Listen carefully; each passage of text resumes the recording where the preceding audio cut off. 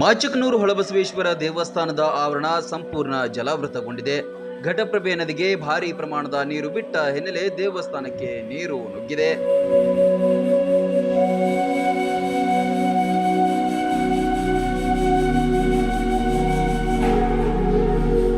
ಪ್ರತಿ ವರ್ಷ ಶ್ರಾವಣ ಮಾಸದ ಸಂದರ್ಭ ಪವಾಡ ಹೊಳಬಸವೇಶ್ವರ ನದಿ ಸ್ನಾನ ಮಾಡ್ತಾನೆ ಅನ್ನೋದು ಇಲ್ಲಿನವರ ನಂಬಿಕೆ. ಅದರಂತೆ ಮೂರ್ತಿ ಕೂಡ ಮುಳುಗಡೆಯಾಗಿ ದೇವರು ತನ್ನನ್ನು ತಾನೇ ಪೂಜಿಸಿಕೊಳ್ಳುತ್ತಾನೆ.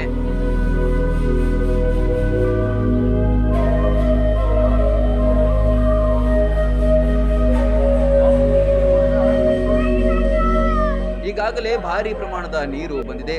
ಸಂಜೆಯ ಹೊತ್ತಿಗೆ ದೇವರ ಮೂರ್ತಿ ಸಂಪೂರ್ಣ ಜಲಾವೃತವಾಗುವ ಲಕ್ಷಣಗಳು ಕಂಡು ಬರ್ತಿವೆ. ಗ್ರಾಮದ ಜನತೆ ಈಗಲೇ ದೇವರನ್ನ ಕಣ್ತುಂಬಿಕೊಳ್ಳಲು ಹರಿದು ಬರ್ತಿದ್ದಾರೆ.